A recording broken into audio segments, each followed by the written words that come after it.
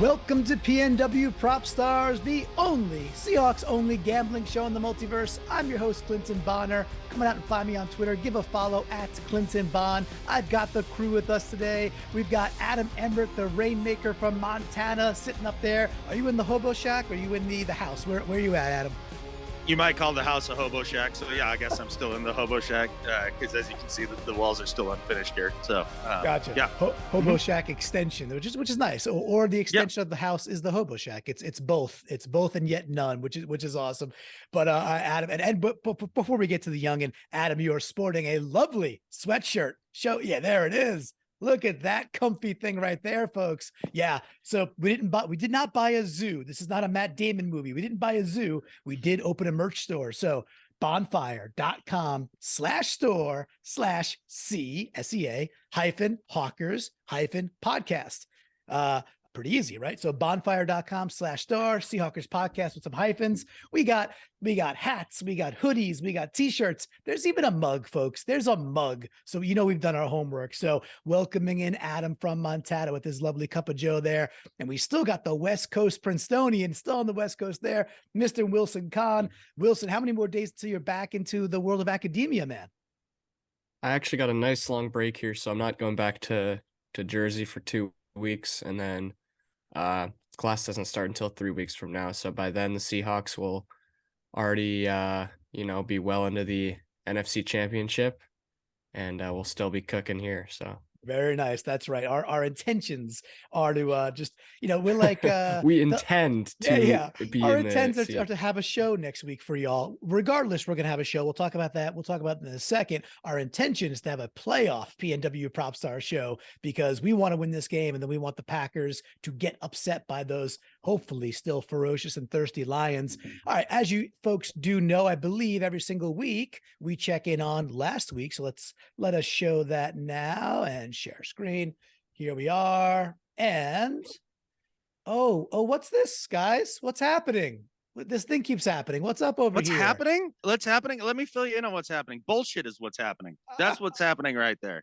It's because our coach can't just be a normal freaking NFL head coach. That's what happened. Yeah. So with all those excuses, the crown stays on me. The reasons, I don't know. The crown stays on me for the week. And so I'm the PNW Prop Star champion of the week for the second week in a row. I am storming to the finish. So if we get this playoff game, I ain't dead yet. We'll talk about those stats in a second too. 39% profit, a little smidgen over that actually, but I rounded down because that's the way math works. $12, kind of cool, and 20 cents profit for the week. Quickly, I'll say my absolute smash bot on betting on opposing tight ends. Listen, folks, we love our Seahawks. We also like making money. We don't cover tight ends well, and we still don't cover tight ends well in a Mike White game where they couldn't really get nothing going. Conklin still had, I think, 6 catches. It was either 60 or 80 yards. Completely smashed them one out. So if I'm saying most proud of it, love that one. Adam, let's hold off on you for a second because you've got a story to tell. Wilson, of your 2 wins or 2 losses, what do you want to call out or talk about? Well, I gotta say, I mixed it up in my head. I should have referenced our graphic here, but I actually thought, so you can see I double dipped on my 3rd down and Fail Mary there. Yeah. Going for the both starting running backs to get a touchdown in both of those. But I actually mixed it up, and I thought I had the Walker over and the Knight under as my 3rd down bet, which actually both of those hit. So I was excited thinking I was 3 for 3, and all of a sudden I came back to look at the graphic and found out Clinton's won. I mix it up. I was disappointed that I didn't get the Knight one, but I think I should have known better. I think I should have known better on that one. That one hurts a little bit for me. Yeah, your Bam Knight. I think you were just hoping, because you mentioned he was on your fantasy team. If you were still playing, I think you were just, hoping beyond hope that the dude would get back in the end zone for you. Did not happen. We actually, yes, it was Mike White. Yes, he was injured. Defense played pretty well. 6 points to 6 points. All right, Adam, over to you. You've got a gripe or two. So, folks focus at the bottom X, the bottom Family Feud. That's down there. Seattle to win by 19-24 plus 2,400. Adam, where'd you go wrong? Nowhere. I nailed that bet. What went wrong was the fact that the Seahawks time and again gave up either opportunities to kick another field goal to get me into that 19 to 24 point range, or Myers missed a field goal, or our coach inexplicably at the end of the game for like no reason decides to go for it on 4th down with 2 minutes left to try to run the clock out, instead of being like, I don't know, 7 out of 10 of all the other coaches in the league who would have just kicked the field goal and done the normal thing. It would have got me into the point span there. That was brutal. I was listening to it on the radio and it all cut out right as they were getting ready to make that decision. When we came back, I thought for sure I was going to be in the money there. Nope. Because of course Pete can't just be normal. He's got to do weird conservative things. That was a weird conservative thing. Along with not going for it on 4th down on a drive when they were on the opponent's 40, along with Myers missing a field goal, along with at the end of the first half, Gino taking a sack when they're on the opponent's 30, then going incomplete, and being just out of field goal range. Like it was like the gods were stacked against me there. But I still went 2 for 3 and made $11 this week, and I'm feeling good about it because it's been a good year overall. Yes, it has. And, the funny part is it sounds to me like we should have won by 30 or 31 or 32, which would have blown your thing out of the water anyway. But yeah, that Myers chip shot, missed field goal is one that just that alone would have put you in that band. What you just said, by the way, we're all up on the week. We are all Wilson, you did some math. Why don't you take it away real quick? Give us just some of the stats on where we stand right now. Again, whether we make the playoffs or not, we will do a PNW recap show to talk about who won for the year. With 1 week to go in the regular season, I think it's important that we just, take a pause and say, hey, we're pretty good at this. Wilson, what do we got so far? What's intriguing as we hit the last week of the regular season? Well, even though this was the last week, Clinton, that this past week, was only the 3rd week that we've all made a profit in the same week. We're all up on the season as individuals. Clinton right now has made $33.75. Nice. Adam has made $146.54. Nice, sir. And I have made $167.95. So we're all up on the year except for Brandon, who stepped in for Adam on that one episode and has lost $11.99. Yes. So sorry, Brandon. That's hilarious. Maybe we'll get you in for the playoffs and help you make a little bit of that back. But I do like how we didn't count that against Adam's, ledger. Yeah. At least. Oh, no. That's it's just like it's like without the tragedy, it's the Bills. Not the tragedy because he's going to be okay. The Bills Cincinnati game. It just doesn't count. It's not on Adam's ledger. It's not on your watch. And Brandon can sit in the corner and think about what he did for the whole season. In fact, the whole offseason. Yeah, exactly. So that's the dollar amounts there. And then in terms of wins, the top 2 flips a little bit. So I'm in second with 5 wins, and then Adam has 6 to lead us. And Clinton, as you mentioned, you've won the last 2. So now you're up to 4. And should you win this week, and should the Lions and Seahawks both get it done, you'll have a chance to tie it up at 6 with Adam in the wild card round. That's it. It ain't dead yet is what I'm saying. And we have decided as a pod here that, hey, yes, the weekly wins are cool. And there could be somebody who has the most wins, kind of like European soccer. Yeah, you won the regular season, if you will. But money is the ruler here. Money is what it's all about. So whoever has the most money at the end of whatever the season ends, right? The regular season goes into the playoffs, then heck, we keep it riding. Train, keep it rolling. That's the only rule here is we go as long as the Seahawks are playing games. At the end of the rainbow, whoever's got the biggest pot of gold is the PNW Prop Star champion of the year. And if you won the weeks, that's cool too. And you'll have a little secondary prize. And if you're me, maybe just a participation trophy, as you said earlier, Adam. So, all right, boys, before we get into this matchup versus our rivals, the Rams, the Bobby Wagner, he seems kind of pissed coming into town, talking a little bit of, hey, they forgot about me and they wanted me out. Totally get it. Anything that you want to focus on or say about the game before we get to the gambling about the game? Adam, any thoughts? I mean, I love me some Bobby. Don't get me wrong, but you can only have the aggrieved, these guys forgot about me. They didn't do me right out the door thing for one game. And he had it last game, and he had a big whale of a game. I don't think you can muster that for 2 games in one season. I don't think that that's the way that works, but I think this is going to be one of those oddball division end of the year Rams games. I don't know how many times I've watched them finish off with the Rams here in the Pete Carroll era with just a win to improve their playoff position or whatever it is, right? And the Rams come in and spoil things. So I have not a ton of confidence in this game just because I know how weird this week always seems to be for the Seahawks. But if they do win and they get in, that's amazing. If they don't, fine. Just a little better draft pick. I don't feel a lot of pressure other than to make sure that my bets come through to pull the crown down for myself, because I cannot have Wilson not winning more than me, but still somehow ending up with more money because he's got bigger balls.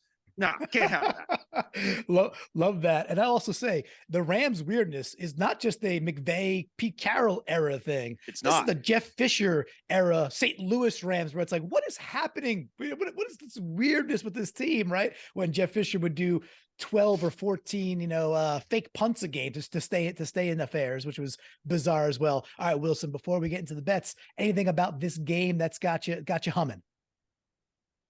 I'm nervous. Honestly, I mean, it wasn't easy in LA, and I think Mayfield's probably a slight upgrade at quarterback over Wolford. So I think it's going to be a close game. I think it's going to be a weird game, as it always is against the Rams, like you guys mentioned. Yeah, I think we are in for some weirdness. Really hoping that we get the W, because if we do, we will be doing a watch party with whoever wants to join, but a Seahawkers podcast watch party Sunday night, which you can join us live on YouTube, youtube.com/Seahawkers podcast. Perfect time to subscribe, hit the likes.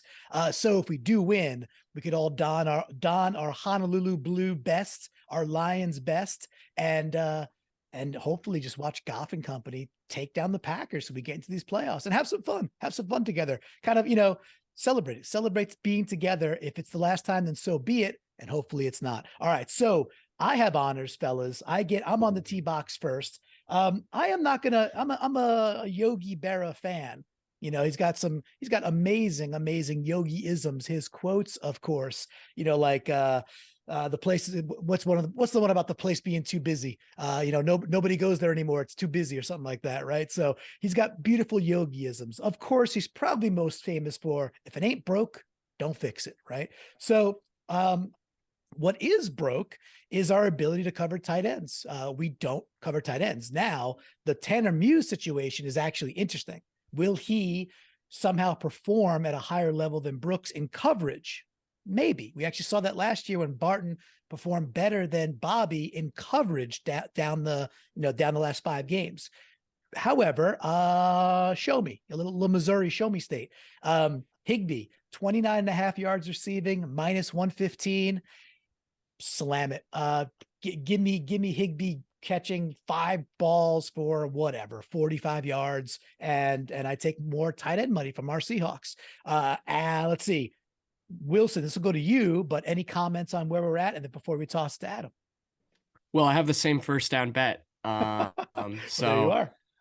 I checked this morning and it has it at -120. So I'm fine to take it either way as long as our odds are even, I guess. I'm happy. Were you on FanDuel, or where were you looking? I was on DraftKings. Okay, so were you on DraftKings? I was on DraftKings also. However, I think the right thing to do is if it moved to -120, then we just take 120. Okay, sounds good. All right. So yeah, fair enough on that. And same reasonings of just like, hey, we can't stop tight ends. Yeah, I checked Higbee's stats lately. They honestly haven't been super impressive. He really hasn't broken 20 yards all that much recently, but Tanner Muse, fresh off the practice squad, and Barton, who's been all right. He's been questionable this year. I think it's lining up for a big day for Higbee. All right. Well, Adam, you're going to be rooting for Higbee or against Higbee? What do you got, man?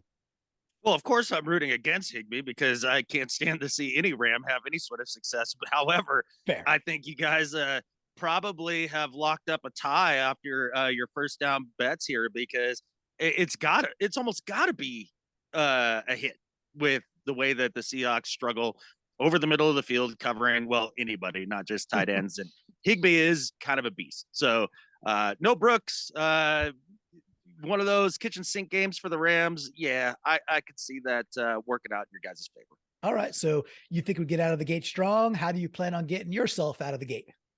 Well, I kind of took a similar strategy in the idea that, there's going to be a little bit of LA success here. And so I'm taking Matt Gay to have over 1.5 field goals, and I get a juicy plus 140 for that.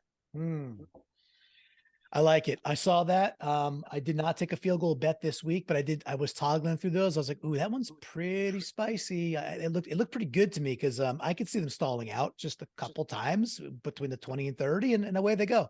And Matt Gay is a average to above average kicker. He's pretty good. One thing I would say is, Adam, that you've been getting kind of burnt on kickers lately a little bit. This Jason Myers not coming through for one.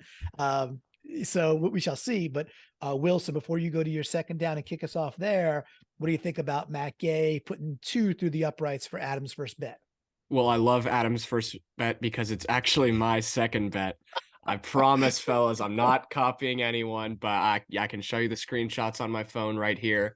But I do have Matt Gay over 1.5 field goals at plus 140 because I envision this being just like an ugly divisional game. Like the Seahawks win 19-13, and it's just an absolutely disgusting football game all around. Lots of kicking. And 1.5 fumbles. Yeah. It's I know it's Seattle. I know it always rains, especially this time of year, but it's like now it's supposed to rain like 70% rain all day. It could be a slop fest. So it could be a field goal day for sure. Yeah, for sure.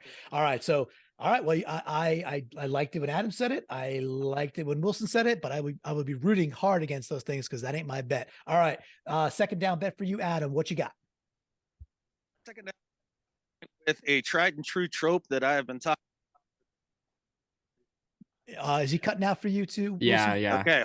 Yeah, all right, let me do that again because this cord likes to get squirrely. How about that? Is that better? Yeah, is that less squirrely? It's squirrely. It's squirrely. All right. So I'm going with a tried and true Seahawks trope that I've been talking about all season this year for my second down bet. I mean, they score their customary 20 to 30 points every single game, right? Mm-hmm. So I'm going with the Seahawks to fall within the point span of 21 to 30 points for this game.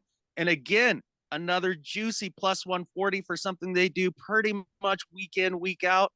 I think that it's probably going to be closer to the 21 end of the range of that there, but I think they get there. Ooh, Wilson, I feel like he's coming at you. He's saying if we don't make the playoffs, which chances are we won't. Let's be honest. Chances are we don't make the playoffs. The two things that go our way, maybe 25% chance. Flip a coin 4 times, basically. I think he's coming at you, Wilson. Did you do the math? Did you know the assignment, man? Because he's coming at this plus 142 times. How you feeling? I'm a little nervous, but wait till you guys see my third down bet because I'm swinging for the fences. I'm not going down without a fight. Careful. All right. So very good. I like it, Adam, for the record. I mean, hey, this is just the stats don't lie type thing. And after this many weeks, we kind of end in that band. And I bet you it's the lowest payout band is my guess, but still plus one.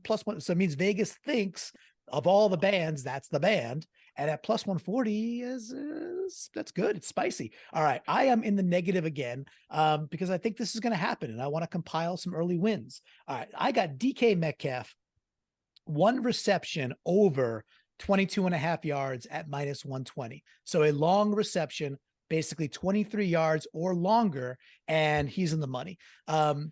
I don't believe, the line from last game, the 1 for 3, Adam, he did a nice job talking about, maybe a bit of the hype sauce, if we will, that you talked about on the flagship show. I think Sauce Gardner is a darn good player. And I could agree that, I think there's, some hype and Northeast New York bias that drives it as well. And some generous officiating from the league's officials. That's for sure. Yep. But he is good. I'm not trying to say he's not good. Yep. And until they take that away from him, if they ever do, well, then you do you, young man. Just keep doing it until they call you, I suppose. And with all that, even the 3 yards last week, Geno Smith put one in DK's breadbasket. That was like a 35-yard bomb down the sideline against Sauce. That was actually against DJ, maybe. Regardless, he's going to catch one of those this game. So I think DK gets a pretty good game. He's been really good this year against Ramsey. He's going to be fired up against Ramsey. Lockett's still kind of dinged. Lockett's actually didn't practice yesterday again, right? So he's got the lower body thing. I like DK to get a couple of shots downfield, at least haul one in for more than 23 yards at -120. That's my second down bet, which takes us to third down. Before we do that, it would be Adam's bet. Adam, and any commentary on me loving some DK? I mean, if you're going to choose one of the Seattle receivers to bet big on, I mean, you might as well go with DK. Although at minus odds for something that's at best maybe 50-50, that he's going to pull in a long one this game, especially with his head-to-head matchup with Ramsey that seems to happen. I have a feeling this time when DK travels across the field pre-snap, Ramsey has already informed Mr. McVay that he will be traveling as well. I don't think he's going to let DK just, run around on his own. It's going to be a Ramsey versus DK matchup. And Ramsey's a damn good player. As much as I can't stand the player, I'm sure he's a fine human. But I think that's a tough one, especially for minus odds, man. It's going to be difficult for you to retain this lucky ass crown that you've got in the last 2 weeks. We shall see. I'll let that lie and just let the game play out and see how we do. All right, but you are up on third down. So what is your third down bet, Adam? All right, I'm keeping the pedal to the metal because it's a kitchen sink week for me to be sure to take down Wilson for the season crown. And look, you guys, nobody's had as many wins as I've had this year, and that's with me taking a week off compared to you guys. I tried to give you the advantage. I mean, Wilson could barely get over the hump, money wise, even with that. So I figured I might as well go big this week and take it all here in the last week for dramatic flair. I've got for my third down bet, Seahawks to lead at halftime, and for the total points at half to be under 20.5, and I get not quite a Wilson 300, but plus 235 for that. And I think because it's going to be the weirdo division game, like we've all been kind of saying, in low scoring affair, back and forth, I do think the Seahawks do lead at half, and under 20.5 points. So I can't wait to go 3 for 3 this week. Yeah, interesting one. So it's gonna be I'm up next in the rotation. Here's the thing that bugs me about that bet. It's because it would, if that was my bet, it would put me against what I want from Seattle, which is to start fast.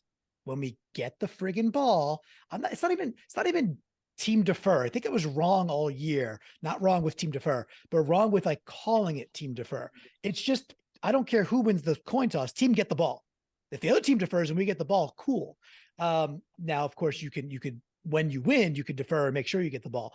But it's just team get the ball. When we start out fast, we're a different team. We could put teams like the Jets and like the Rams on their heels a bit and diminish a Cam Akers and get after Baker Mayfield and a very, very downtrodden, beaten up wide receiver core that's missing 2 to 3, 4 of their best dudes. If Seattle gets out hot, that 20.5 is going to be in danger. However, more often than not, at least 50-50, 60-40, we don't. So I like the odds. And I like us being up at halftime. 235 spicy. I think that's a well done job there. All right. I have a parlay that gets me to plus 220 to give away the ghost here.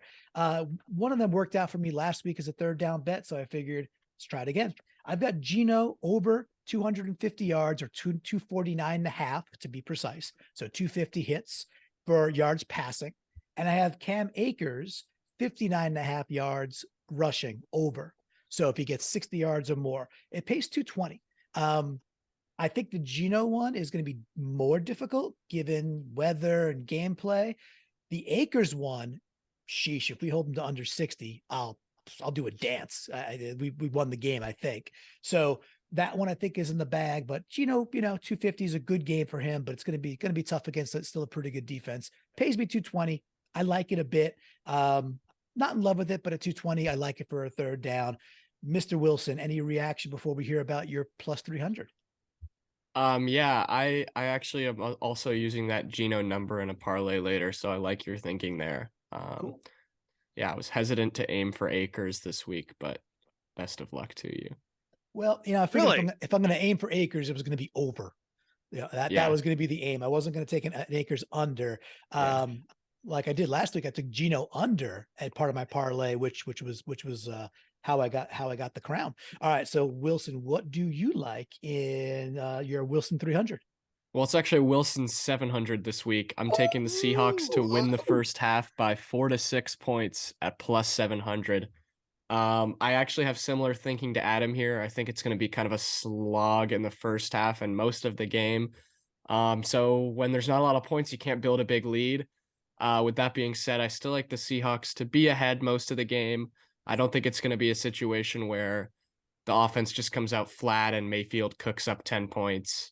I think the Rams will be playing from behind for a lot of this game. They just won't be very far behind. And so it'll be a bit of a stressful game. And so that's my thinking. 4 to 6 points ahead for the Seahawks at halftime. It's a really narrow band. It's hard to hit. But I'm going for it.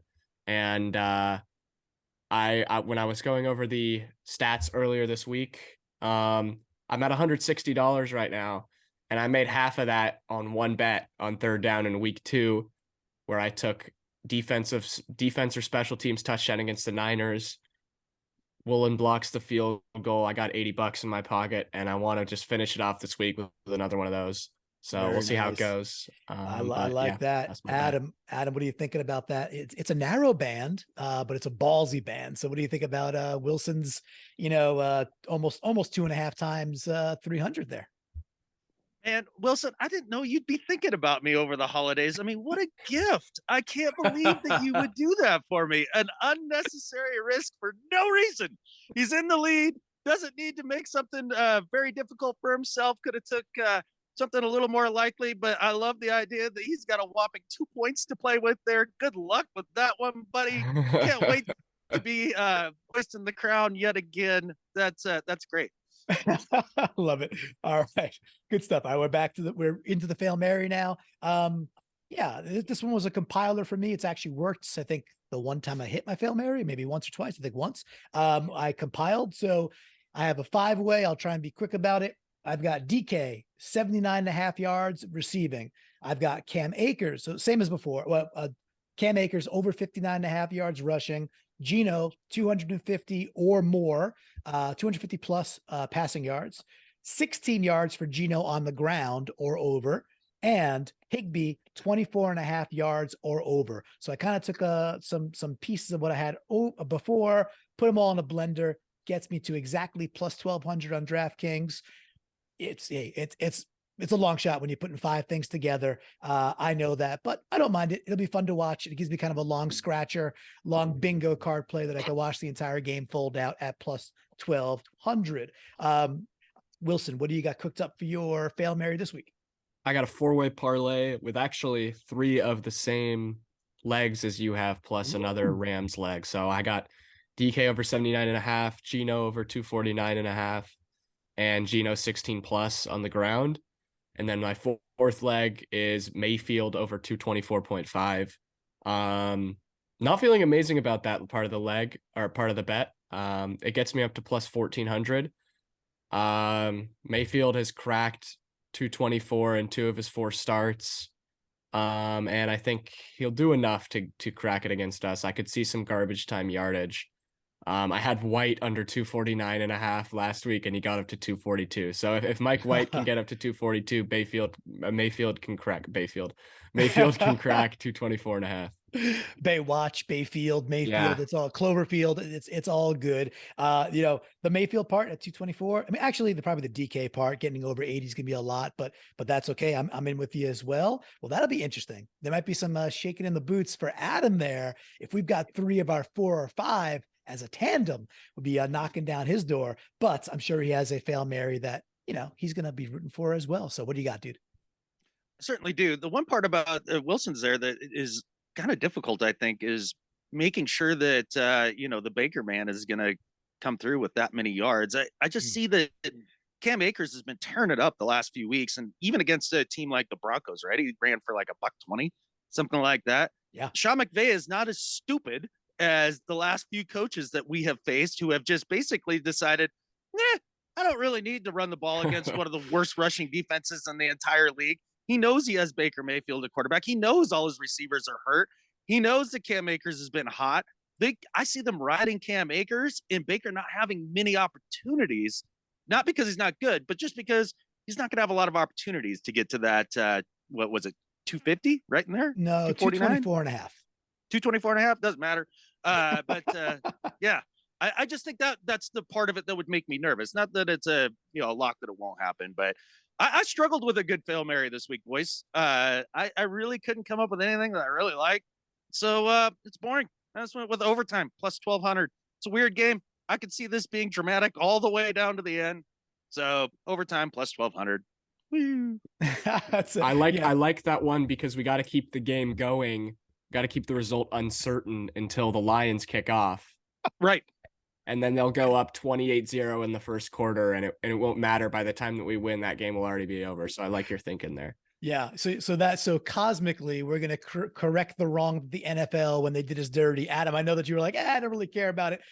I'm just on the, come on. Like I know the money, I know the ratings, I know what they're going to do. I'm not surprised by it, but I'm still like, really? I mean, and then they freaking moved they decided to put the Cincinnati game versus the Ravens at 1:00, which now if Cincy wins, the Ravens have no shot at the 5, and the Chargers could sit their players versus the Broncos, which that hurts us. So it's just like, I think we got double dipped in two different ways by the NFL with scheduling. That was just crap. It's like, I mean, come on, man. I mean, come on. So this is the part of that narrative that really bothers me the most. Which one, the Bengals side or the okay, part? so the Bengals side of things with the Broncos possibly being able to rest everybody, all that stuff, right? Okay, fine.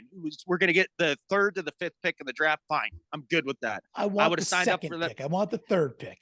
Well, okay, good. Greedy McGreederson. Like, aren't the Bears starting Peterman this weekend? I don't know that we have a shot. Yeah, I know, but who are the Vikings? Who are the Vikings starting, right? So we'll see. I want the 3rd pick. That's fine. It's all house money. I don't care. And then as far as the Lions being motivated or not motivated to be able to play, the NFL screwing us over and all that stuff. If the Lions were the Broncos and they hadn't fired Hackett and they were going into this last week, then yeah, I'd say that's kind of a screw job, right? Because if they've already given up on that coach, this team has not given up on Motor City Dan. Like, they're going to go out there, they're going to bite some kneecaps. It doesn't matter whether they're going to the playoffs or not, right? I agree. I think this is the one team of many of them that I would look at and be like, yeah, no matter what, they're going to come out and play hard. Yeah, I agree. Goff is playing for a contract. I agree, they'll play hard. And the way it sets up, hey, the die is cast now, right? So like I've been texting with some buddies of mine, that 2 Packers fans and a Bills fan that are on a separate thread that were all Mets fans. And I was texting with them. I said, listen, I will stop my bitching Sunday, it's over. Like, I will not bitch about it. Not after the games, like come Sunday morning, no more bitching about like how we're getting screwed by the NFL. And what I'm looking forward to is us beating the Rams. I don't care if it's in overtime, Adam, even if it's in overtime for you. We beat the Rams and we get together as the flock, and we have our watch party, and our collective Hawkra infuses this universe and whatever ones we got to do it in. And we somehow, put a bugaboo in Rodgers, and the Lions win this freaking game. And we are celebrating on a Sunday night. So there is that silver, lion silver side of it for me is like, yeah, we'll get to be together, but we got to win our game. So we got to win our game first. So I'm hoping that's how it boils out and shakes out. Any special plans for you boys? Wilson, do anything for getting together for the game or watching at home? What you got this week? Just watching a win at home. And then I will not be watching the Lions-Packers game because I know I don't want to see what happens, because I don't think the Lions are going to win that game. Wow, you're just gonna turn it off and just get back to it later? It's going to be too stressful for me to watch that. I think that would be more stressful to watch than the Seahawks game, honestly. Interesting. All right, well, Adam, how about you? You at home for the game, and then are you planning on attending our watch party? Yes and yes. And part of that would be revolving around the fact that our good friend Brandon Schultz texted me last night with a bet that is bad for his Hawker, and I'm going to be rooting against fully. Like, he decided to take the Packers straight up, like minus 225, along with I can't remember what the other half of it was, but it was both the anti-Seahawks bet. And he's like, he took a Rams bet and a Packers bet, and his reasoning was either I'll be happy, because the outcome's different, or the NFL will pay me for their corruption. Their corruptness was kind of the way he was thinking about it. I just never, I never make those bets. I never ever do the cover my karma, cover my happiness. I need to double down in life. It's like I need to win. I like to gamble while I gamble, folks. Yeah. And so I'm going to be sitting back and rooting against that terrible, terrible bet that he made against our team, and then be available to him after it's all said and done to help cleanse his chakra, because that's disgusting, man. I was very disappointed in him on that one. But the part of that bet that was really odd to me, because Wilson just said there's no way the Lions win that game, right? Like, where is all the Packers respect coming from? They are a mediocre team, and the Lions are a mediocre team. The line of Packers straight up minus 225, I think that's wildly off. I just don't think that's right at all. I mean, Packers minus 115, sure. Packers minus 225, seriously? I just don't think they're that much better than the Lions, especially take a look at Jared Goff and the Goffense, man. They've been rolling the second half of the year. I love it. I love the Goffense. A couple things there for me is that the 225 to me is egregious also, in the sense that the Packers are playing good. That they've won whatever four in a row. They beat the Vikings in there. They beat the Cowboys. That freaking game was the one where they beat the Dolphins, right? So they beat some good teams. So the Cowboys was the one impressive win. Yeah, well, the Dolphins were okay at that point too. And are they? They were, when they played them, they were still kind of in it. It's all good. That's not a bad team. It's not a bad NFL team, right? They're okay. Yeah, they're okay. Exactly.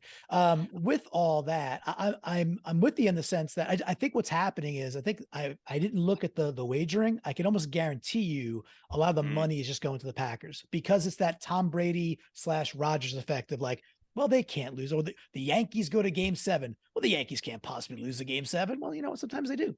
Sometimes they do lose a game 7. That's the way it crumbles.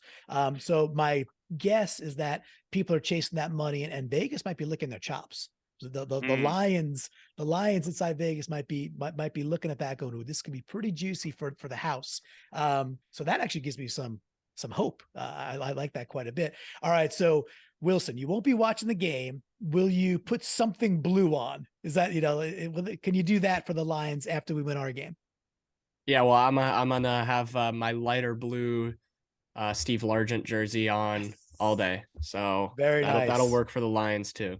That'll carry us through. All right. So I think as we close out this regular season, first of all, good job, boys. We're all in the money. All of us are in the money. And even if we all went minus $31, we're still in the money. We're still made money this year. And we're going to add to it because we got some winners right here as well. So kudos. We didn't know how this would go. It's been a blast. And I think the one thing we could all agree on is that Brandon is really bad at gambling and should never, ever, ever sit in for Adam again, because he's just a louse at it. He's a louse at it. And not only that, but I mean, trying to make himself happy one way or the other. That is the biggest wish-washy so-so bet I have ever seen. And it doesn't surprise me out of Captain Neutral. He deserves whatever comes his way this weekend. And I love Neutral. Love it so much. All right, boys. And with that, there's only one thing left to say. Go Hawks. Go Hawks. Go Hawks.